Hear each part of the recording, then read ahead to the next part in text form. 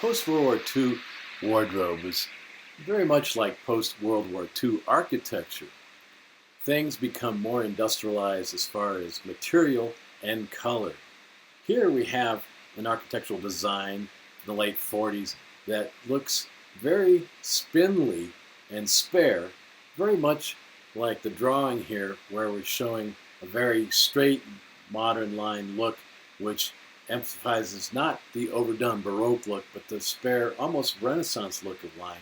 And the raising hemline and the leg, the ankles, all spare. Almost these spindly buildings look like these spindly ankles. It seems like the attention late 40s is on the ankles, on the hemlines going up. So if you got those crazy hats we talked about and you put it with those direct nylon straight lines of the ankles, you get that 40 feeling really coming with the architecture, which is spare too. And merging into the 50s, we have the industrial design clothes where the patterns are being made for the millions and all sorts of new chemicals and dyes coming up with a very lively colored look for the 50s. But here we see, look at that, it's about the ankles here and the shoes showing off the ankles with suddenly the new patterns being reflected in the umbrellas.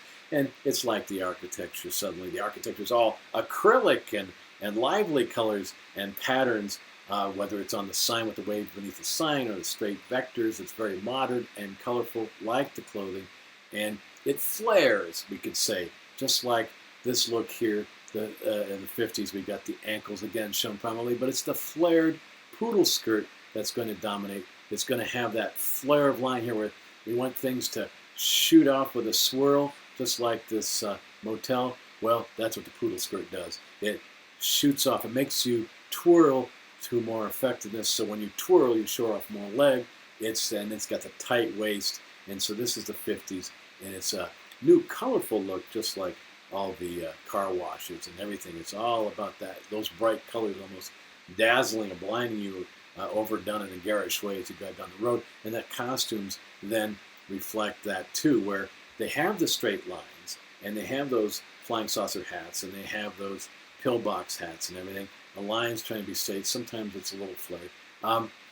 But what happens is about the straight lines trying to be reflected in the wardrobe, just like the exemplified house here out of the 50s, that Frank Lloyd Wright kind of leveled, layered house, and as part of an architecture here, kind of folding into nature. And if you look at the people who don't have it, the have-nots, the underclass, their outfits are also being manufactured and distributed and sold. So they have their models here, like this woman here in this advertisement for a movie, where it's that it's got the acrylic colors and the fake pearls and everything. But it's also got the tight sweaters, and the look is of it's cashmere or not. It's got the nice textured feeling and the manufactured colors of the lower middle class look, so that you can dance easier, spin easier, and the men have their working class look kind of pared down here, as we say on the boardwalk. So the look is going to be, it's not about frock coats or double-breasted suits. It's about showing, your tattoos or your skin. So it's going to be a look that's very much dungaree and jean, and reflecting that kind of feeling that we're in the ghetto here, we're in the slums, and so our dress is going to reflect that too, pared down and exiguous. And if we're going to look at the stars of the 50s, like Marilyn Monroe, her outfits have to flare too. Her famous scene over the grate in Some Like It Hot, or no, 7-Year Itch, is about flaring the skirt up just like the pool skirts. And if you look at the architecture of the time with that straight, angular box architecture of skyscrapers, it just feels, okay, everything is shooting up. So when we flare up. So it's not only about the ankle anymore, it's about the leg and everything. And of course, we see it whether we're playing bongos on one end or we're standing over a grate on the other end. It's about suddenly plunging necklines and flaring skirts, so the 50s are coming to life. It's about leg, basically, and we can see this picture from the band in the 50s. It's stretching your legs and posing your legs. So, and the wardrobe was to exemplify that, whether it was some weird pattern on your nylon or the shortness of your skirt. Another thing out of the 50s were for the upper class, you wore furs. No longer respectable, but furs was a part of any kind of outfit to show that you had class. For the youth, it was about the road and what you wore for the road, because here we are with Marlon Brando and Wild Bunch and these leathers on the road. It's about the road. The highways taking over America, the culture of the road, the architecture of the road. It's about riding the road in what really works as jeans and leather.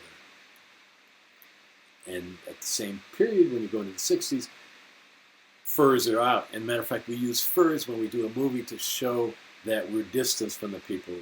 We're showing these people are out of tune with the times. Well, we put them, not only are they elderly, but we put them in fur. And as the times move on, the clothing is accentuated in the masculine way. We roll up the sleeves to put our cigarettes in the sleeves, and we tighten the suits to make us look more sleek and modern. And like the buildings, the women too. The women are in a sense, in their urbanized environment where it feels like your buildings are tall and structured and crowding you out. Well, your outfits are like that too. And here we have the woman in the phone booth, but look at the people in the background with the flared cuffs and the suits and the bell bottoms. But it's this upright world here we're looking at.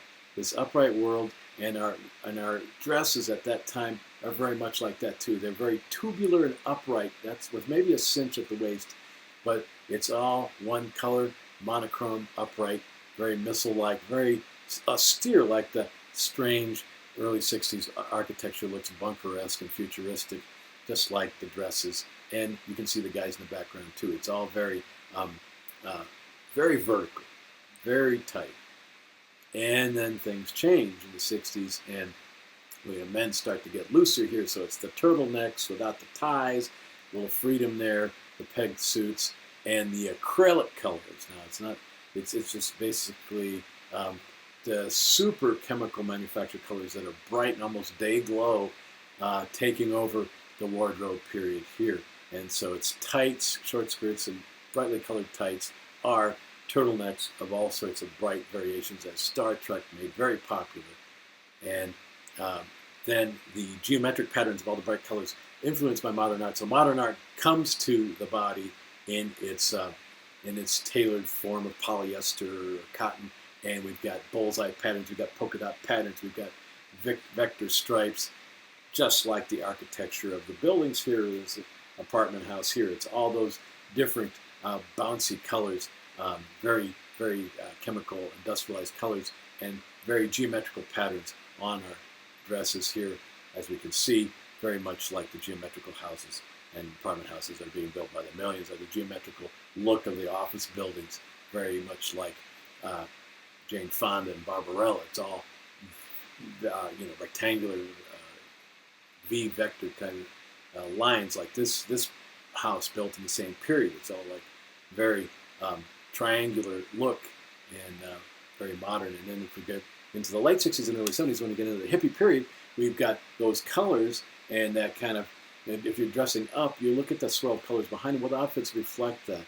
And here we have the hippie influence with the fringe vests and the very swirled, colored, patterned, long, loose peasant skirts. And if you have the look, it's the troubadour musician with his leather vest and his tennis shoes, and the troubadour musician with her patterned loose dress and the dangling necklace and the headband and the long hair, living in their hut, multicolored in the wilderness, with an interior looking like some Casbah like this, of all the swirling psychedelic colors that are, of course, tie-dyed and put in as part of their outfits, very much like a Matisse painting, which has come to life. And after the hippie period, we still want to get into industrialized garments, but it's less colorful in a sense, but certainly is sexual.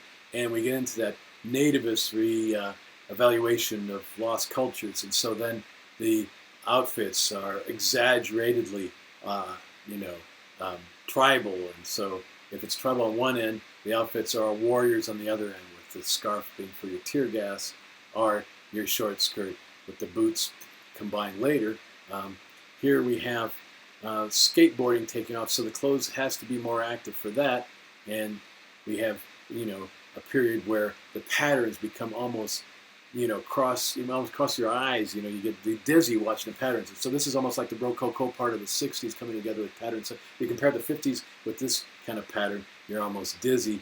And then what happens is the flared out bell bottoms get exaggerated for the pants, and we almost have almost a tubular look in the pants. But the 70s merge into the 80s with these wonderful platform shoes, make you taller and make you dance more authoritatively. So it's like everybody is exaggerating the tall, thin style at that point. So anything that makes you taller, the loose pants, the shoes. Like these buildings here, they kind of loop out and exaggerate, like Jane Fonda here. Almost the same in architecture. Boots come back after the platform shoes. And so it's short skirts and boots, flared out pants. It's almost like they're ready to go to outer space in a kind of a 70s suit. And we can see here, if we combine the mini skirt with the high collar, we almost have an Edwardian post-period look. And we have here in American Hustle that of course made the 70s famous, and the loud clashing of absurd colors. And in the same period where the slums are at their peak, we've got a different style coming in. It's the ghetto style. So the ghetto style is aping the 60s style, making it look more leather, more tough. And the women in the ghetto style are looking like they're ready to get in a fight on their own with their tattoos and their loose garments. And it doesn't matter. It's tight clothes and guns with a little tribal paint. It's the look of like, we're not revolutionaries anymore, we're gangster women. And the legs are back and triumphant in this period, and that's how we sell things. And whether it's, with the men stepping out or with the women here. Look at this, the Newman painting, where the women's outfits, the models are reflecting the outfits so that they fit and look just like they would be part of the outfit. So here's the body reflecting style, and here we have a, rock and roll band and their decadent late 60s style, and here is the parody of the 60s style where it's the miniskirt gone berserk. So it's legs, legs, legs, and this is what we're triumphing with now, and finally showing off the world the ultimate extension of the leg. And we get wild at heart here with, basically the dark colors, the pink contrast. We're merging now. We're going to go into the post-world where we've discovered the leg, we've discovered the cleavage, we've discovered the miniskirt. Now it's time to go into that postmodern world. And by postmodern, I mean the 80s. And what happens to the 80s says, okay, we've discovered the leg, now we're going to rediscover the pant. We've discovered that sexy form, now we're going to cover it and we're going to make it powerful. So the women bring back the pants, they bring back the big draping coats. In the 80s, everything gets big. Big hair, big coats, big pants.